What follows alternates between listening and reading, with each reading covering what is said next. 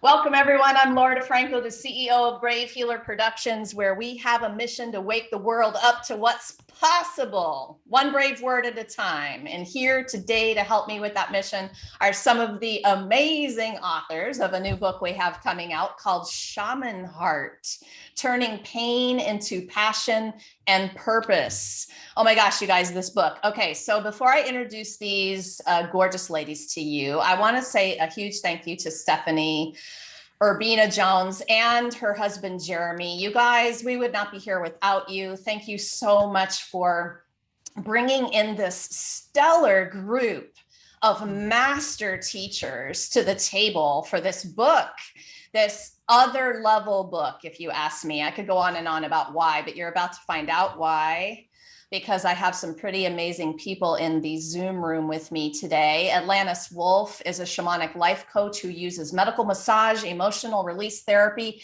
and the spiritual guidance of galactic dragons to connect her clients to solutions and to their chronic pain. I've got Reverend Annie Mark with me. She is a sacred witness and dream doula, guiding those she serves to mine for their inner gold and unique gifts by tapping into their darkness as a doorway to bringing their dreams to life, and into their pain as a portal to awaken passion and purpose. You guys giving me a trophy for reading these bios? Okay. So Robin Friend, AKA Q, is the creatrix and master intention candle artist of 1111 candles and more, and a peacemaker priestess of newly founded Four Sacred Corners. I also have Dr. Ruth Souther, and she is the owner facilitator of Vega's. Am I getting that right? Vega's Path Priestess Process. The alliteration today in the P's is killing me. Okay. And author of the Elemental Priestess. You guys, if you don't feel the power in my Zoom room today, I'm not sure if you will. So, okay, we're getting this party started with Atlantis today. Atlantis, tell us about the beautiful chapter you wrote. Thanks, Laura, and thanks, Stephanie and Jeremy, for putting this together. My chapter is chapter 4, and the title is Ring Ring, It's Your Beloved, How to Pick Up the Phone When Spirit Calls. My chapter is about finding the beloved. So first, we have to love ourselves. First, we are our own beloved. We have to love our shadow, our darkness. We have to find all the places that are maybe not wanting to be shown into the world and love those first. And after that, attract the great beloved, the other half of our heart. And to do that, you have to be able to receive love. And it's easy, especially as healers, to give love. It's kind of like a valve. I think of it as a valve where I have no problem sending out love. I can hug people, love my clients, love, and they feel it, and they feel it in their body, and they feel it in the vibrations and in the words.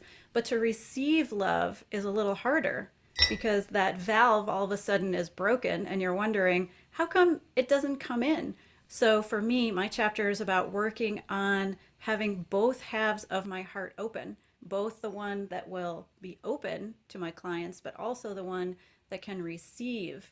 And it's just about receiving love, wealth, abundance, all of it. The beloved is that metaphor for being able to receive into my heart. It's so funny. I was actually having a conversation about receiving just this morning before we arrived here at this interview. And Atlantis, we were talking about how if you push away offers of help, you don't allow the person giving to feel that awesome feeling of giving. If you're not great at receiving, then you are denying someone that beautiful gift. And they can feel it. They can feel it because there always wants to be that energy exchange. There wants to be that balance. So if you take me to the airport, I want to bake you a pan of brownies because I want it to be equal. I want you to be able to say and show and do something that says, I love you, as much as I want to be able to do and show and have that happen for you. So it always feels good. And you have to be a good receiver, just like you have to be a good giver, but it's easier to give. when we are open to receiving, we're also open to not receiving. And that means it can hurt our heart. And we close off that place where we receive to keep ourselves from being hurt. And that's where the valve goes in, where it's just going to put it out. But when we open our heart and we're vulnerable and squishy and we're crying and we're raw to each other, then we can become closer to our people, our own heart, and it feels better because it's an equal exchange. So, oh my goodness, this beautiful chapter that you wrote for Shaman Heart is one of several you've written for several projects. And we all know why this particular project was a little different. And I wanted to know from you specifically, how was it for you adding I don't even want to call it a retreat component, because it was so much more than just getting together for a retreat. But this project was special. How was that for you, Atlantis? So this is my sixth book with Brave Healer Productions in 8 months, and this was the first project where the authors were coming together as a group. So we're interacting with each other's energy. We're interacting with the energy of Teotihuacan in Mexico, that ancient Toltec energy. So it's amping up our ability to touch the places that are in the darkness. And it's also giving us the support. So because we're doing it as a group, we're supporting each other to go deeper and deeper and deeper into our own work. Where else can I support you so that you feel comfortable enough to be vulnerable, to go inside? It's something that can't happen alone. You always need that circle around you, that support around you.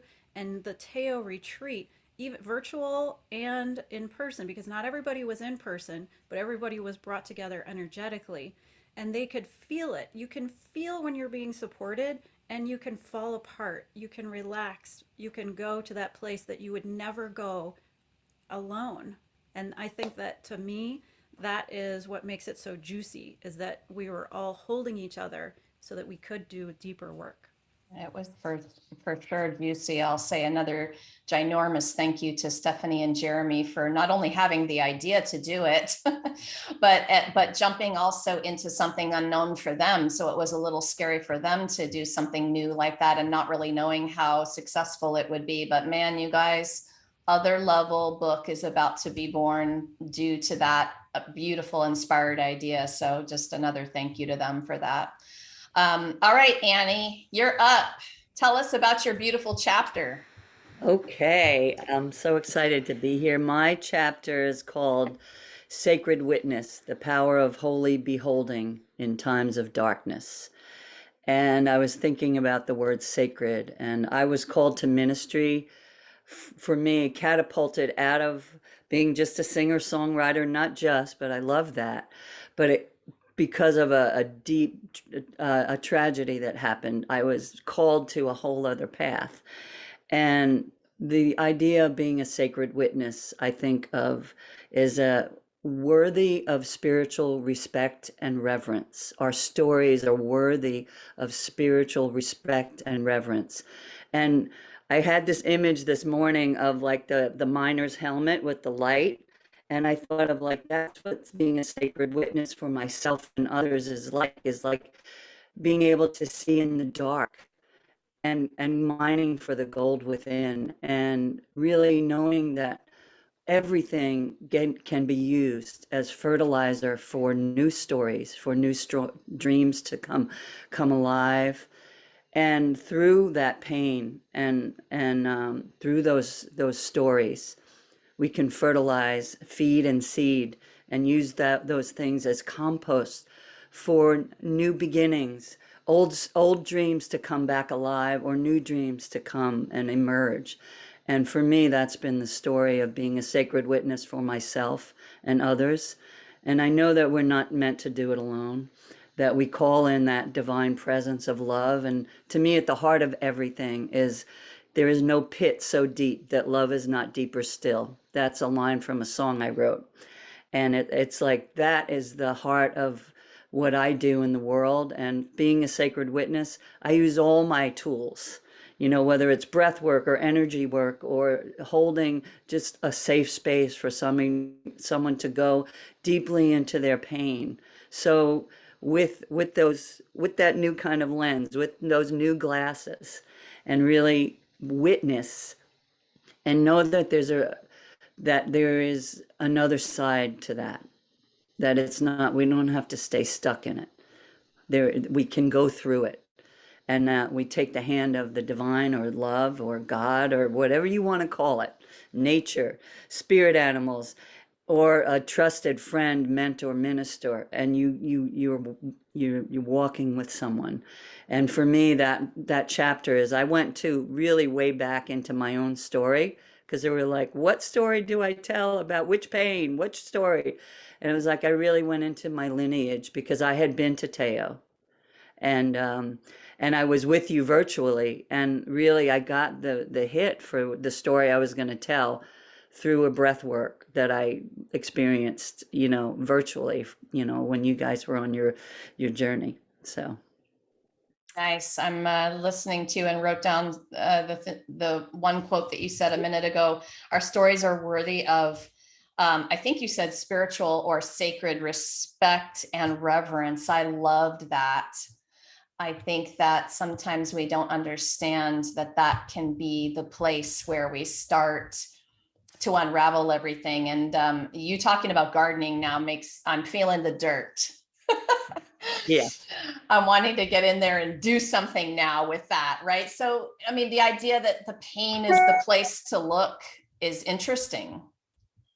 Yeah. What else do you want to say about that, Annie? Well, the pain for me has been the portal. I say that as like, it's been the portal. It's the place. If I was all happy and great and everything was good, I never would have went out and sought all these tools that I feel like I have this huge toolbox, this spiritual toolkit that I can draw from, and that I never would have left home or left that place if the pain hadn't pushed me out and sent me out on a journey, and I really wanted to kind of amputate all these parts of me that I didn't like or that I thought were defective. And what I've come to know is that pain has been the portal to seed and feed the most amazing life I have, the friendships I have, the juicy life of, magic, mystery, music, so yeah. Yes. Oh my goodness. Yeah. Pain is the portal. I think you all are going to be helping everybody, all of our viewers today, our listeners, to reframe pain. And if we even just do that a little bit, we're going to have some game-changing moments for people. Thank you, Annie. Thank you. Robin, please tell us about your amazing chapter. Yes, I'm happy to. So, chapter 8, The Reflective Veil, Wait Until You Meet Yourself. So, interesting enough, when choosing my chapter, when we went on this beautiful journey, I had already began writing and I had an idea. This is what I'm going to share. And when I returned home, I realized that is not what I'm going to share. It is the furthest from the truth of what I want to expose in this book. And what I realized most importantly was I hadn't been connecting to my pain. I hadn't even acknowledged and identified pain that had occurred in my life because I survived it. And because I got to the other side of it, I kept going, never really taking time to sit with the moments and the experience itself.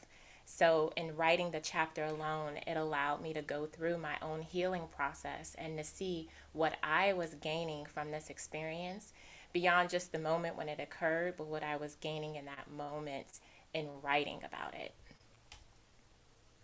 Oh my goodness. So you're helping me with a little moment of my own. When we take for granted that we've overcome this pain and hopped over to the other side of it, and we aren't looking for that opportunity we missed. You're talking about this. Tell me more about that for you. How was that process of waking up to that fact? And interesting enough, so I'm writing about my experience as a gestational carrier, or many of us know it as a surrogate. And I was so happy to be able to do something for someone else. Like Atlantis mentioned earlier, we give and we give and we enjoy giving. And I hadn't acknowledged that I almost lost my life in the process. And I didn't allow myself to sit with what I put on the line in order to give. And then why did I step into this role initially? So, all of that process in writing, there were tears beyond tears. And even after the moment, I realized I released a lot of energy in that process of writing. And in releasing that pain, connecting with the shadow, seeing myself at the reflective veil, and realizing the power that I held within myself, it created more space within me. So then I had to sit with myself and become reoriented with my new being, with where I'm developing. How much space have I created? Where am I going with this new space? How am I expanding? Yes. Oh my goodness. Did y'all hear that line? I hadn't acknowledged what I put on the line in order to give. Yeah. Like, this is not small potato stuff here on the journey of healing. If you all are here listening to this, you are on another level of this journey. You're able to hear this conversation and take your own journey, that next step. We hope that you're curious and hearing these beautiful nuggets today and wondering about your own life, right? Thank you, Q. I called you Robin at first, and I thought to myself, I think she wants to be called Q. Can you tell us just really quickly what happened with that? So, on this wonderful author's journey, I had many experiences, and amongst the many experiences, one occurred, well, where I met myself. I got to meet and know who I was completely, and then I got to choose who I was becoming. And this was during the shamanic breathwork. Thank you again, Stephanie and Jeremy, for exposing me to experience that I had yet to receive, taking me beyond places of fear and allowing me to connect on deeper, deeper levels of the heart. And in that process, I experienced the choosing of my name as Q in this amazing vision of birthing a rainbow serpent. So, yeah. Oh, I'm getting goosebumps and the hearing. I was there, so like I experienced your moment, and you're giving me goosebumps talking about it. Thank you, Q. Oh my goodness. Thank you. All right, Ruthie, it's your turn. Tell us about your amazing chapter. I am thrilled to do that. It's chapter 6. It's soul weaving, heal ancestral trauma through channeled awareness. And so in this chapter, it's about receiving. It's about the stories that download into us as we walk this earth and trace the patterns of the earth with our steps, knowing that across the world, so many thousands of years worth of people have walked it and have suffered tragedies and pain, also joy. So it's not always about pain, but I learned, oh my gosh, 25, 30 years ago, I would be having these visions and these things that now we call downloads. This was pre-computer downloads. So, you know, but that's what we call it now. And so these things would just pop into me, and I would be feeling things that weren't mine, but I didn't know at the time that they weren't mine.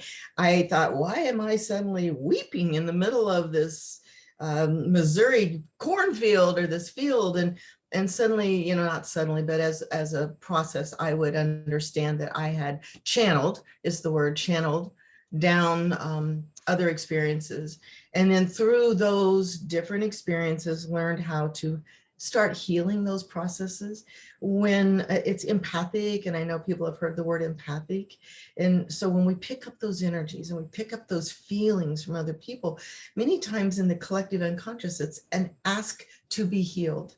And so this is one way that I have found to offer it. And it is a pretty difficult road, and yet it's a very joyful, powerful way of offering myself as a vessel. Okay, I need you to back up there for a minute, because I want you to talk a little bit more about when you feel the energies sometimes it's an ask for healing. Can you tell us more there? How do we know? How do we wake up to that moment of feeling and realize it's that? Any signs that you can help us with? Yes, I believe it's when it's overpowering in that moment of absolute. Well, I didn't even write about this in my chapter because it takes a while to realize this. I think that many times people experience these things and they don't even know it. And then for me, even now, after all these years, Tolatanga in the hot springs, I had this absolute moment of abject terror of going back into that dark cavern, and I almost couldn't do it. If Angela hadn't walked with me or had swam with me back there, I was terrified. And it wasn't till I came out, I was shaking. I am not afraid of water and I'm not afraid of dark.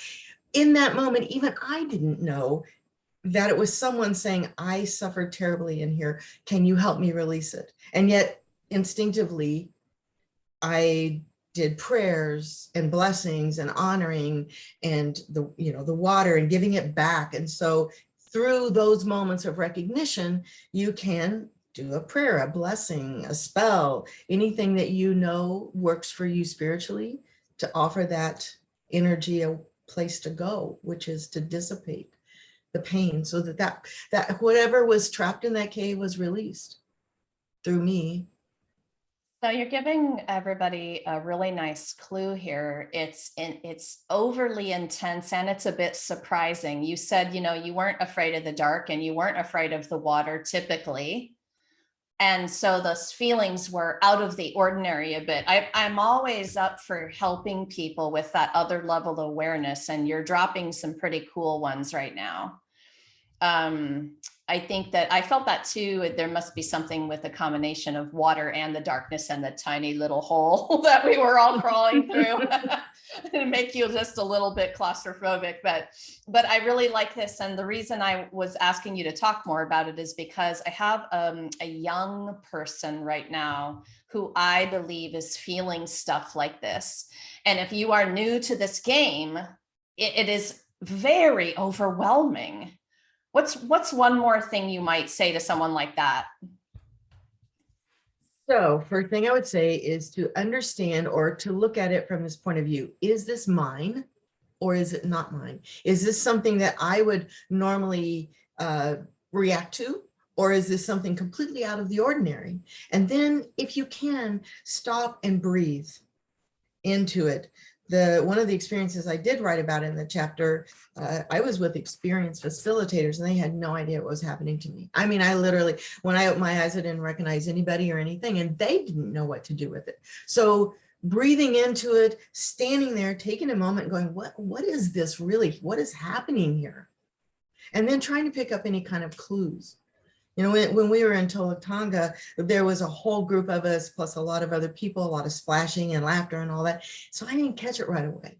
But if you can catch that tail and go, wow, wait a minute, this doesn't even jive with anything that I would normally feel or know. Yeah, nice. It's curiosity, I think, is the doorway there. I love that. Thank you, Ruth. All right, I have a great question for all of you. I'm going to start with Annie with this next one. So what does it even mean to have a shaman heart? What it means for me is the shaman, I've heard shaman, there's all different definitions. I love one of them that I've heard is one who can see in the dark. And to me, it connects that as like, being able to see in the dark, being willing to go into the dark, but not without heart. And they go together. To me, they are, one without the other, to me, is like being able to see in the dark, okay, but, heart without that other vision. So they go together. And that is like, that to me is what a shaman heart is. And having the heart of, of being able to see in the dark with heart, with love, because it really is like that container, that safe container. I hear that journey that you were on, and Teo is like, we need that container of love that holds us so that we can go into the dark. and with people who have been through the experience of going in through their own pain and coming out and knowing that there's more to the story. There's that worthy reverence and respect, spiritual worthiness and heart. And at the heart of it is love. And the heart of love can, I'm a reverend. Love to me is like, it's the jam, it's the juice. And without that, what is anything for? So to me, Shaman Heart is the connection of being able to see in the dark, go through the dark, being courageous and willing, but not without heart, not without love. Thank you. Okay, so Robin, Q, I'll get used to that. Q, what would you add? It's so hard to be second, third, or fourth on this question, I know, but what in your personal experience, what does it mean to have a shaman heart? So for me, in thinking about the shaman heart, I immediately think about the process of being reborn, of stepping into the rebirth, of knowing that I've traveled through what we call the underworld. I've traveled through challenges. I've traveled to see my shadows, and I have found beauty in my shadows.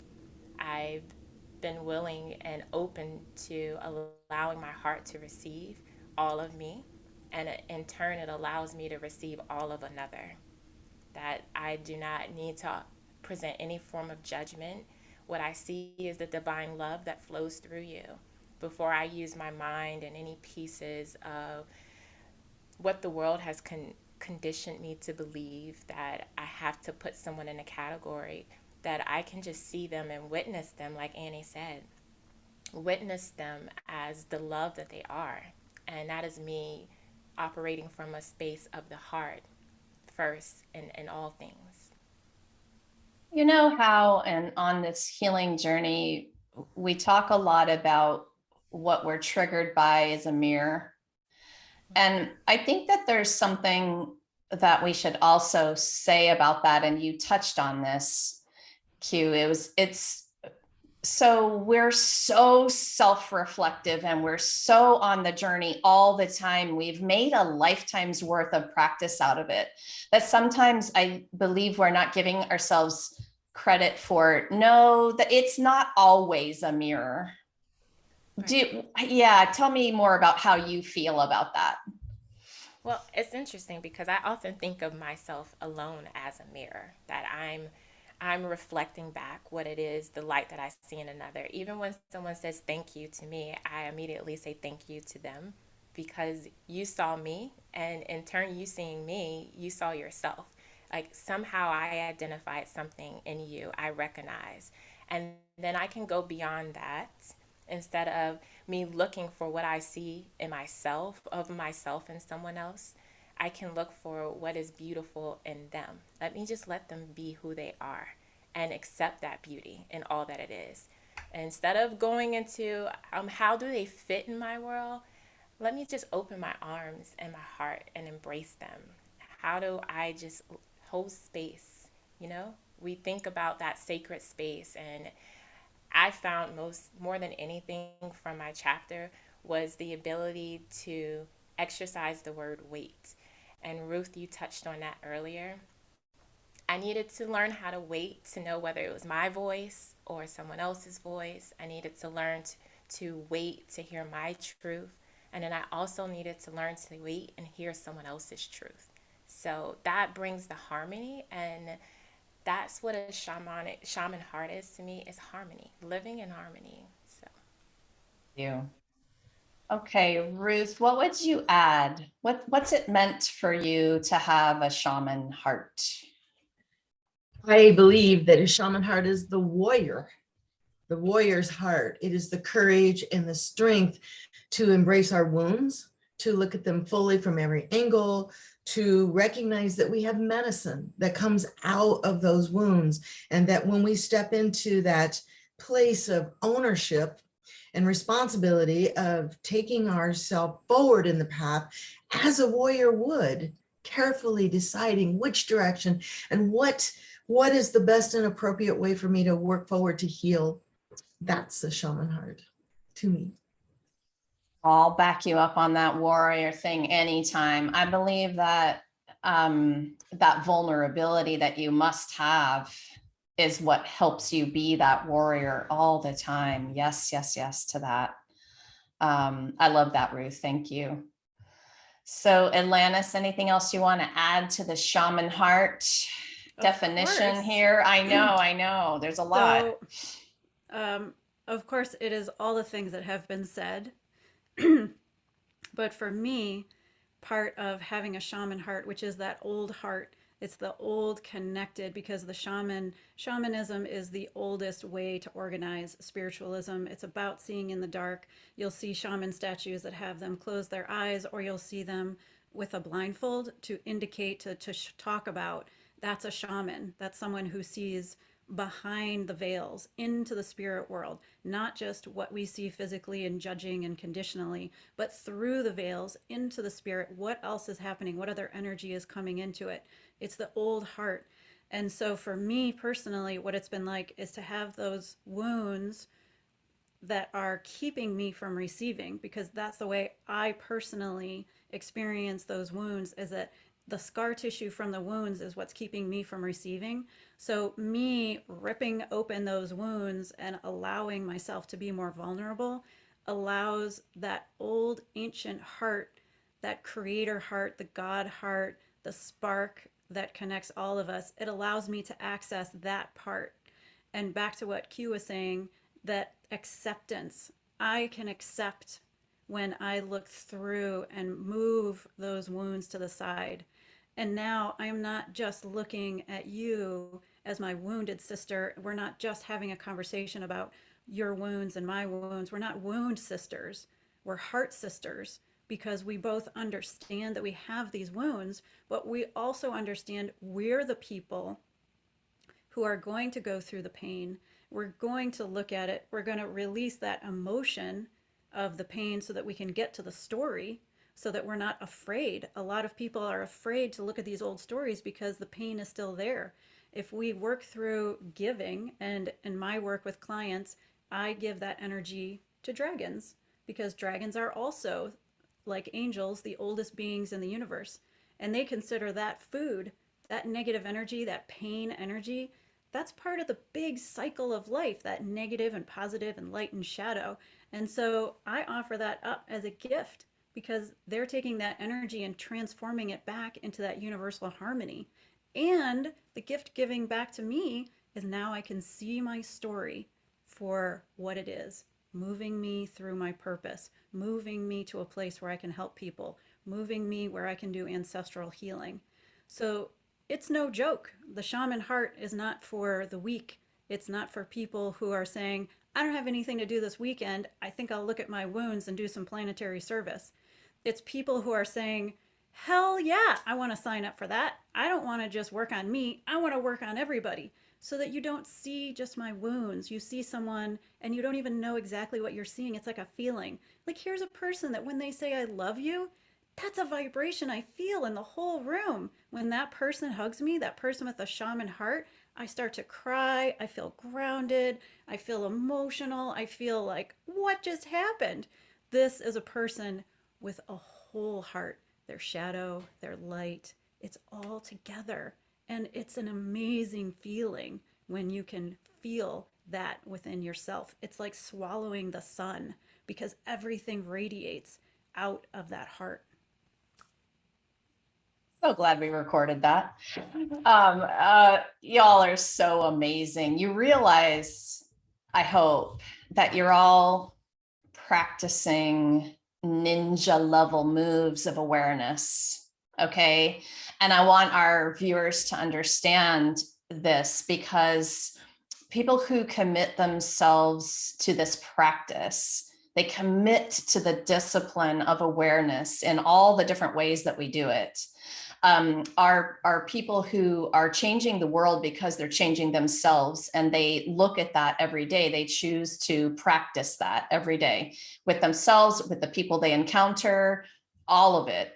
So that's where, oh gosh, I love hearing you all speak about this, because we need all of the unique voices. Every single one of them. That's why these collaborations are such beautiful gifts, because we have all of you talking about it in your unique way, which is the way somebody can hear it, only your way, right? And so I hope our listeners are getting that right now. But this is kind of tying into this next question. So Q, I'm going to start with you for this one. You, again, the awareness practice is where it's at. Feeling is healing. So I think that part of our job here is to help people feel. It's simple, but you all have this array of different ways that you practice that in your daily routine. Tell me, share one of those ways that you practice that, you know, give us a little peek into your awareness practice. Oh, that's fun. I love rituals because to me, any practice that we continue with becomes our ritual, and we can embrace that. And I'd say really spending time with myself in the mirror for awareness, because I've been known to be hard on myself in making sure that I accomplish something. And did I follow my list of to-dos? Did I finish enough of those items? What impact have I made on the world today? And taking the time at the end of the day to spend in the reflective veil is the mirror for me. In looking in the mirror, I begin to see my beauty beyond the physical form. There's this goddess standing there, staring back at me, all powerful, asking, why are you questioning your power? Why are you questioning your love? You've already done it all. And so then I just talk it through. What did I do today? Oh, I made someone feel really great about this. Oh, I didn't finish this, but my awareness of that is that I have tomorrow. And I didn't finish it because I took a little time to rest today and slow down and be a part of the experience, instead of rushing ahead to see what was waiting on the other side. And that took a long time for me to own that I had been rushing through life because I was so concerned about the result versus being with the experience, which the experience becomes that awareness for me. I remember doing mirror work for the first times and recognizing how difficult it was to look in my own eyes. And that was surprising. It's like, wow, where does that feeling come from that I can't even look at myself without shying away from it? My own self, my own face, my own eyes. That mirror work is profound work. Yeah. Everyone's nodding. Yes. Thank you, Q, for that. I hope that you all are curious about these practices. Ruth, what's one of yours? I use tarot cards as a daily practice. I wrote a book called The Heart of Tarot, and it's an intuitional, inspirational book with a lot of 1,000 questions in it. And so that's the way I work, using those cards as symbol and metaphors. And, you know, I have a question and I pull a card and get an instant hit on it. And, you know, I particularly like the top deck, but I have probably 80 or 100 decks. So, you know, choose your medicine out there. But if you don't think you have to understand or read the book or know exactly what that means, but you just look at it and let the impression come into you and give you this sense of where you are in the day. It's one of my favorite things to do. Ruth is one of our deck addicts. Okay, you mentioned your favorite one, but I missed it. Which one is the favorite? Thoth, T-H-O-T-H, Thoth deck. Oh, thank you. Some people say Toth, but it's Thoth, and it's the Crowley deck also is called. So it's one of the oldest decks. I could go into the history, but I won't do that now. But yes, there's so much, right? And any one of these things we could talk for an hour at least on, and days probably. I guess the one thing I want to ask you about the decks specifically is that this a part of it is your energy and intention, and you have to remember that piece, right? What can you tell us about that? So your intention is everything. So when I pull a card, I don't have to have a question, but I do have to have an intention. What do I need to know for the day? If I'm looking at, oh, what kind of decision I want to make, my intention is around that particular piece. You can do a generic poll and just get the energy of the day. But yes, having an intention is everything when you're working with metaphor and cards. Yeah, Oh, awesome. probably anything really. Right. Right. Thank you, Ruth. Okay, so Atlantis, give us your version of what's a piece of your awareness practice. For me, I have a practice around waking up and going for a walk in the woods. So I wake up and I have decided that this is, the best time. Like I worked through all of the physical stuff, like what's the best time for me to walk and exercise and everything like that. So this is the best time.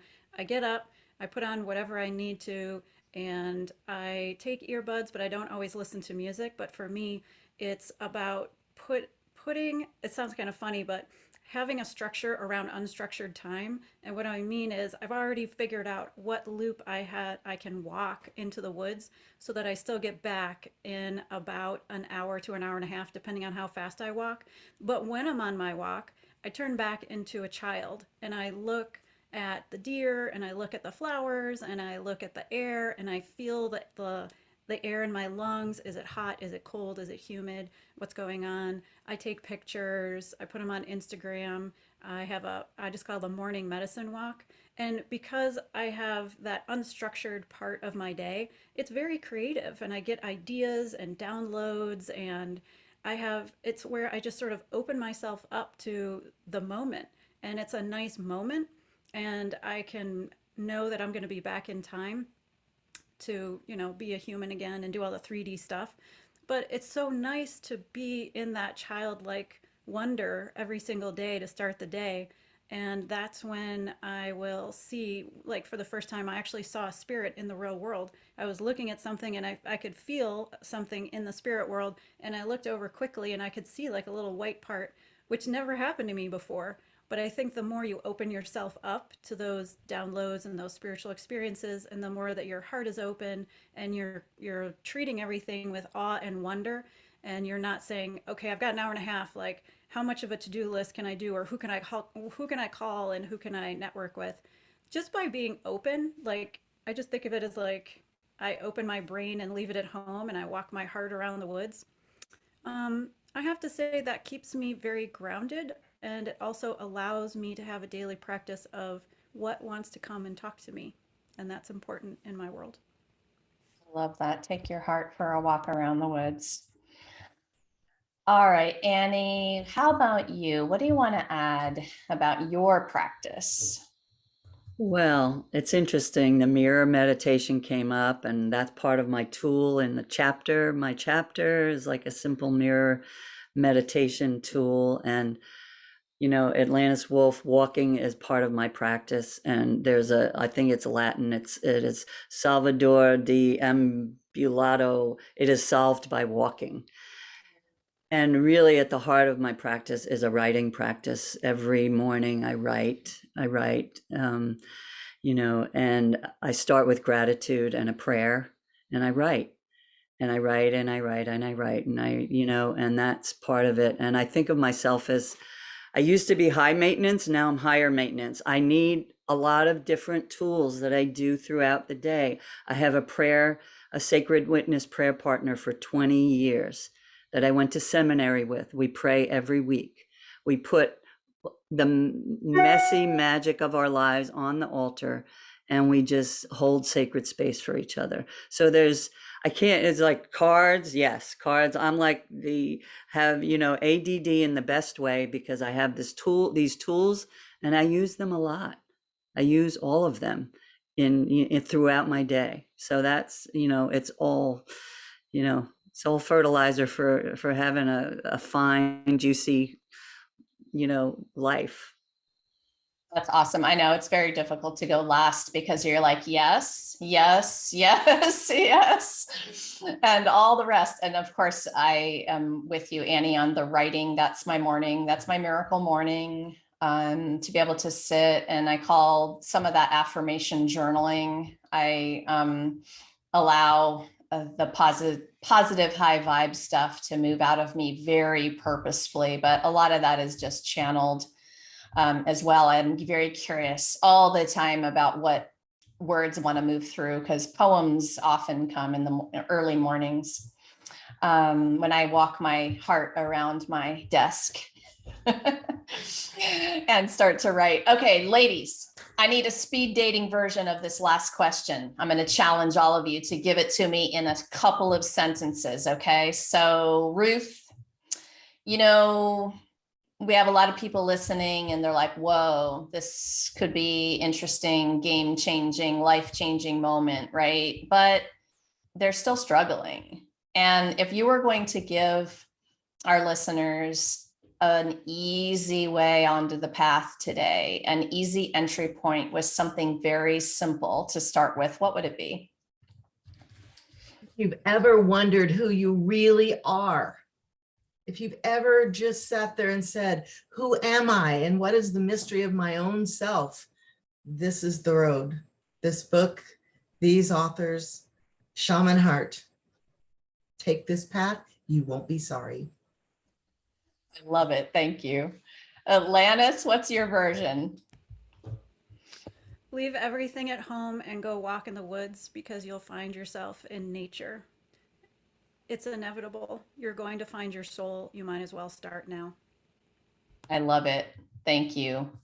Annie, how about you? I would say show up no matter what is happening. I'll meet you in the mess and we'll do it together. We're not meant to do it alone. Show up, reach out, show up no matter what. We can do it together. Find our magic, our mystery, our juicy, unique gifts. Yes, show up no matter what, you guys, for sure. Okay, Q, you are going to wrap us up today. What's your version? Wonderful. So my version is to remind everyone that they have a unique divine design. None of us are exactly alike. And whatever it is that you bring to this world is absolutely beautiful. Even if you didn't do another thing, you are loved, you are worthy, and you are complete. And all we want to do is see more of you. So however you want to connect with that, however you choose from your heart, whatever interests you, this book is going to offer you a number of avenues to discover it. And we're here for you, however you decide to follow that. Thank you so much. Oh my goodness. Amazing authors. Thank you so much for what you do in the world and for being here to share it with everyone today. Thank you, Laura, too. Thank you.